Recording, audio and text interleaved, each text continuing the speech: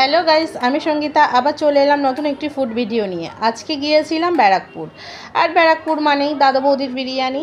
তো আজকে খেতে যাইনি, পার্সেল আনতে গেছিলাম। কিন্তু দেখলাম এই লোকটা অটোমেটিক প্লেট সাজিয়ে যাচ্ছে, মানে ভাবতে পারছেন। আর ওই মানে দাদা বৌদির জন্য কোনো ওকেশন লাগে না, সব সময় ভিড়। দেখছেন কত ভিড়, অলরেডি কত লোক লাইনে আছে, আর ভিতরে তো আছেই।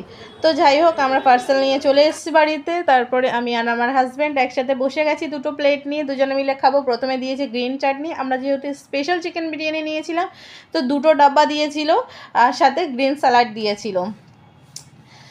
দেখুন টেক্সচারটা দেখছেন, পুরো চুমু। তো যাই হোক, আমরা স্পেশাল চিকেন বিরিয়ানিতে ছিল দুটো ধামসা আলু আর দুটো বিগ চিকেন মানে বিগ চিকেনই ছিল। চিকেনটা মানে কি বলবো, মানে হাত দিতে দেওয়া যাচ্ছে না, খুলে যাচ্ছে।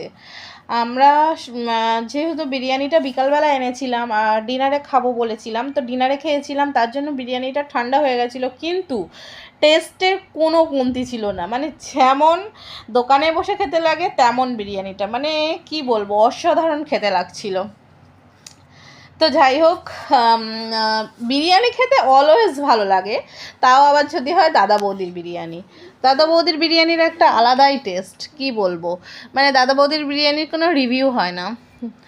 তো চিকেনটা একদম পুরো সফট ছিল, পুরো যেন মনে হচ্ছিল মানে গালে দিলেই মেল্ট হয়ে যাচ্ছে, এতটাই ভালো ছিল। তো আলুটা একদম মানে মোমের মতো গলে গেছে।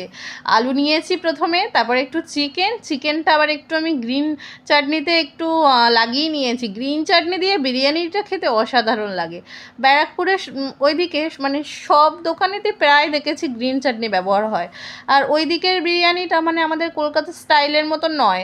কলকাতায় যেমন হলুদ বিরিয়ানি হয় একটু, ব্যারাকপুরের দিকে সব ব্রাউন কালার।